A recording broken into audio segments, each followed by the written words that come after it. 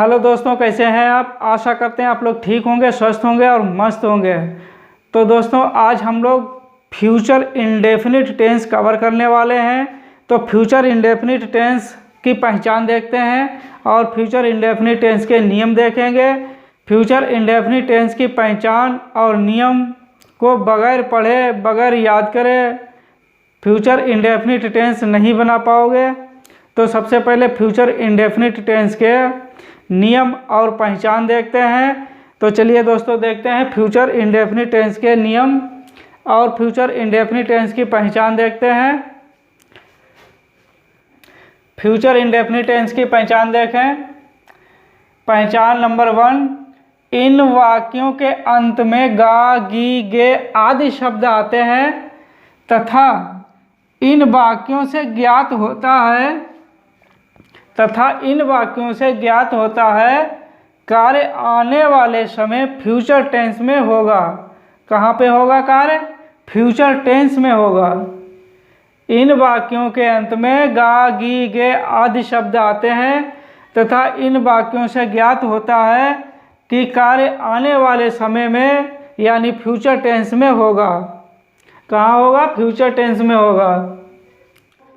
पहचान नंबर 2, भविष्य काल के वाक्यों में कार्य भविष्य में करने या होने का भाव होता है। भविष्य काल के वाक्यों में कार्य भविष्य में करने या होने का भाव होता है। वाक्यों के अंत में गा, गी, गे पाया जाता है। वाक्यों में गा, गी, गे पाया जाता है। कैसे पाया जाता है? जैसे मैं पुस्तक पढ़ूंगा, मैं पुस्तक पढ़ूंगा, यहाँ पर गा आया है, मैं पुस्तक पढ़ूंगा। जैसे सीता भोजन बनाएगी, सीता भोजन बनाएगी, तो यहाँ पर गी आया है। लड़के पतंग उड़ाएंगे, लड़के पतंग उड़ाएंगे, यहाँ पर गे आया है। फ्यूचर इंडेफिनिट टेंस के वाक्यों के अंत में गा, गी, गे आता है। फ्यूचर इंडेफिनिट टेंस के नियम देखें। फ्यूचर इंडेफिनिट टेंस के नियम देखें। आई, वी के साथ सेल तथा बाकी सभी सब्जेक्ट के साथ बिल का प्रयोग होता है। आई, वी के साथ सेल का प्रयोग होगा और बाकी सभी सब्जेक्ट के साथ बिल का प्रयोग किया जाएगा। आई, वी के साथ सेल का प्रयोग होगा और बाकी सभी सब्जेक्ट के साथ बिल का प्रयोग होता है। नियम नंबर 2, फ्यूचर इंडेफिनिट टेंस में वर्ब की फर्स्ट फॉर्म लगाई जाती है। फ्यूचर इंडेफिनिट टेंस में वर्ब की फर्स्ट फॉर्म लगाई जाती है। इस बात को स्मरण रखिए कि इस काल के वाक्य में काम के होने का समय निश्चित नहीं होता है। इस बात को स्मरण रखिए कि इस काल के वाक्यों में काम के होने का समय निश्चित नहीं होता है। नोट, आई, वी वाले वाक्य में अवश्य आ जाए या कोई काम का प्रेशर पड़े। आई, वी वाले वाक्य में अवश्य आ जाए या कोई काम का प्रेशर पड़े तो इस वाक्य में यानी सेल वाले वाक्य में बिल का प्रयोग करके वर्ब की फर्स्ट फॉर्म लगाते हैं। इसे आप ध्यान से समझें। आई, वी वाले वाक्य में अवश्य आ जाए या कोई काम का प्रेशर पड़े तो इस वाक्य में यानी सेल वाले वाक्य में बिल का प्रयोग करके वर्ब की फर्स्ट फॉर्म लगाते हैं। ही, सी, इट वाले वाक्य में अवश्य आ जाए या कोई काम का प्रेशर पड़े इस वाक्य में यानी बिल वाले वाक्य में सेल का प्रयोग करके वर्ब की फर्स्ट फॉर्म लगाते हैं। आई, वी के साथ हमेशा सेल का प्रयोग होगा और ही, सी, इट, दे, यू यानी सभी सब्जेक्ट के साथ बिल का प्रयोग होगा। आई, वी सब्जेक्ट छोड़कर बाकी सभी सब्जेक्ट के साथ में बिल का प्रयोग किया जाएगा। जैसे ही, सी, इट, दे, यू कोई सा भी सब्जेक्ट आए तब आप विल का ही प्रयोग करेंगे। सिर्फ आई बी वाले सेंटेंस में, जिस सेंटेंस में आई या बी सब्जेक्ट होगा तो उस सेंटेंस में सेल का प्रयोग करेंगे।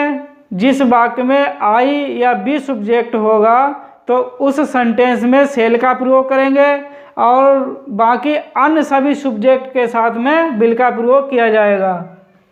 किसका प्रयोग किया जाएगा? विल का प्रयोग किया जाएगा। तो दोस्तों एक बार फिर से समझें। सबसे पहले पहचान देखें। इन वाक्यों के अंत में गा, गी, गे आदि शब्द आते हैं तथा इन वाक्यों से ज्ञात होता है कि कार्य आने वाले समय यानी फ्यूचर टेंस में होगा। पहचान नंबर 2, भविष्य काल के वाक्यों में कार्य भविष्य में करने या होने का भाव होता है। वाक्यों के अंत में गा, गी, गे पाया जाता है।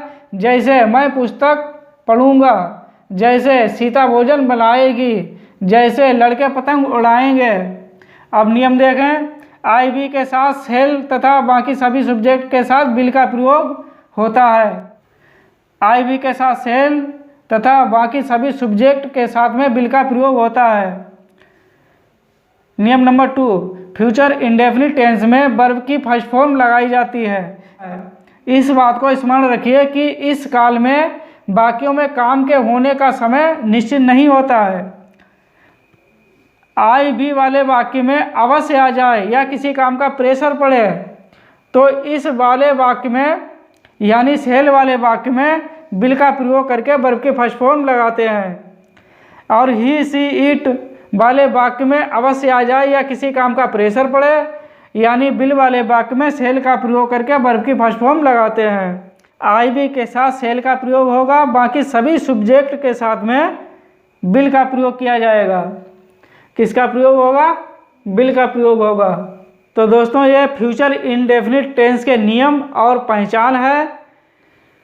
फ्यूचर इंडेफिनिट टेंस में हमेशा वर्ब की फर्स्ट फॉर्म ही लगती है। फ्यूचर इंडेफिनिट टेंस में हमेशा वर्ब की फर्स्ट फॉर्म ही लगाई जाती है।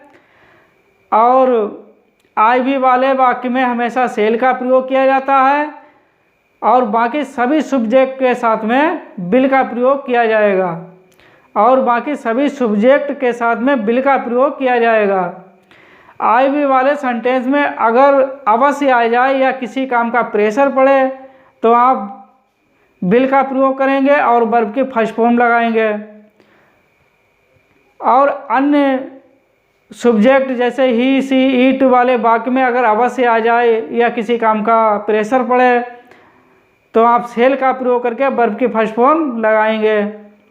तो दोस्तों आपको वीडियो कैसी लगी है आप कमेंट बॉक्स में बताएं।